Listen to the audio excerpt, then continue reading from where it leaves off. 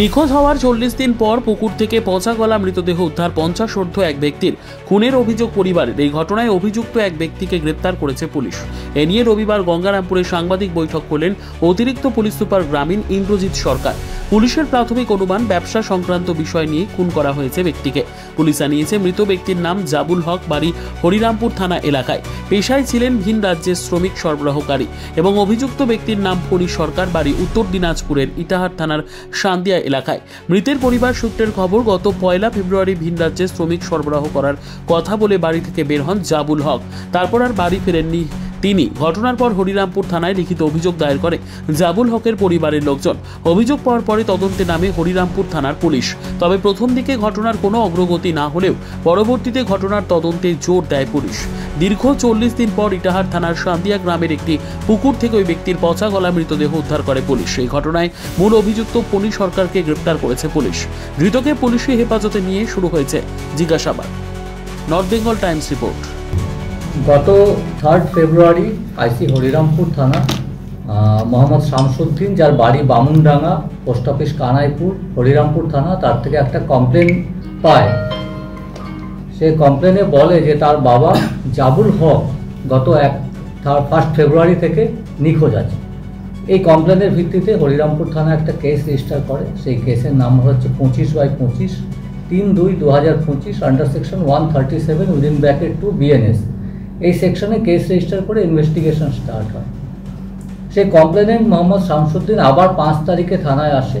এসে আবার 3 জনের নাম দেয় এই কেসের সংক্রান্ত বিষয়ে এবং বলে যে এই 3 জন তার বাবাকে কিডন্যাপ করেছে, করে কোনো অজ্ঞাত জায়গায় লুকিয়ে রেখেছে।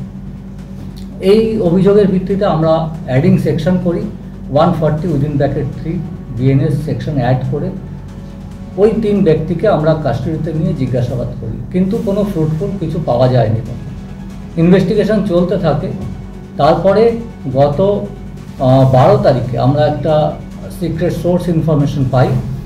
সেখানে জানা যায় যে সান্দিয়া গ্রাম, যেটা উত্তর দিনাজপুরের ইটাহারে আছে, সেই গ্রামের কোনো এক লোক এই জাবুল হককে খুন করে কোথাও পুঁতে রেখেছে।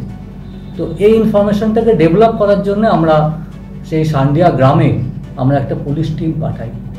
সেই ইনফরমেশন ডেভেলপ করলে ইনভেস্টিগেশনে পাওয়া যায় ফণী সরকার নামে এক ব্যক্তির নাম উঠে আসে। সেই ফণী সরকার তাকে মার্ডার করেছে, করে কোথাও পুঁতে রেখেছে তার বাড়ির আশেপাশে। এই ইনফরমেশনের ভিত্তিতে আমরা ফণী সরকারকে ডিটেন করি। ডিটেন করে ওকে প্রলং জিজ্ঞাসাবাদ করা হয়। ইন্টারোগেশনে সে স্বীকার করে। সে বলে যে ব্যবসায়িক কোনো গোলমালের কারণে উভয়ের মধ্যে বচসা হয় এবং এই ফণী সরকার জাবুল হককে মার্ডার করে। মার্ডার করার পর সে 1 তারিখে মার্ডার করে, দুপুরবেলা মার্ডার করে তার বাড়ির পাশে একটি গর্ত আছে, সেই গর্তের মধ্যে সে পুঁতে রেখেছে। এই ফণী সরকারকে আমরা তখন অ্যারেস্ট করি। অ্যারেস্ট করে ওর দেখানো জায়গা থেকে ম্যাজিস্ট্রেটের উপস্থিতিতে এবং তার বাড়ির লোক, সেই জাবুল হকের বাড়ির লোক এবং কমপ্লেনেন্ট, তাদের উপস্থিতিতে সেই ডেড বডি রিকভারি হয়। রিকভারি করার পর জাবুল হকের বাড়ির লোক এবং কমপ্লেনেন্ট সেই ডেড বডি শনাক্ত করে। তার জামা প্যান্ট, তার জুতো, এইগুলো থেকে ডেড বডিকে শনাক্ত করে। শনাক্ত করার পর আমরা সেই ডেড বডির ইনকোয়েস্ট করে পোস্টমর্টম করা হয় রায়গঞ্জে। এবং এই জাবুল হককে 7 দিনের আমরা পুলিশ কাস্টডিতে নিয়েছি এবং সেই পিওটাকে ফণী সরকারকে আমরা 7 দিনের পুলিশ কাস্টডিতে নিয়েছি এবং ইনভেস্টিগেশন শুরু হয়েছে। এই পিওকে আমরা প্রিজার্ভ করেছি। FSL টিমকে আমরা রিকুইজিশন দিয়েছি ফর এভিডেন্স কালেকশন এবং ওই যেই অস্ত্রটা দিয়ে, যেই জিনিসটা দিয়ে ও মাথায় আঘাত করেছে বলেছে, সেই অস্ত্রটা, অফেন্ডিং ওয়েপেনটা আমরা রিকভারির চেষ্টা চালাচ্ছি। এবং এই ইনভেস্টিগেশনে যদি আরও কারো নাম উঠে আসে তাহলে তাকেও আমরা অ্যারেস্ট করব। খুনের কারণ কি হয়েছে? খুনের কারণ আমি বললাম যে ব্যবসায়িক। সে কি ব্যবসা করতো স্যার? সে লেবার কন্ট্রাক্টরের কাজ করতো। একজন লেবার সাপ্লায়ার ছিল, একজন লেবার কন্ট্রাক্টর ছিল। ওই সংক্রান্ত বিষয়ে উভয়ের মধ্যে টাকা পয়সার লেনদেন নিয়ে কোনো ঝামেলা হয়। এই বিবাদ থেকেই মার্ডার করেছে। সে কি দিয়ে মারা হলো? যিনি মার্ডার করেছেন স্যার, মানে তিনি কি লেবার সাপ্লাই করতেন না লেবার সাথে যুক্ত ছিলেন স্যার? ওই লেবার সাপ্লায়ার ছিল, উভয় লেবার সাপ্লায়ার, লেবার কন্ট্রাক্টর। দুজন কি স্যার পার্টনার ছিল?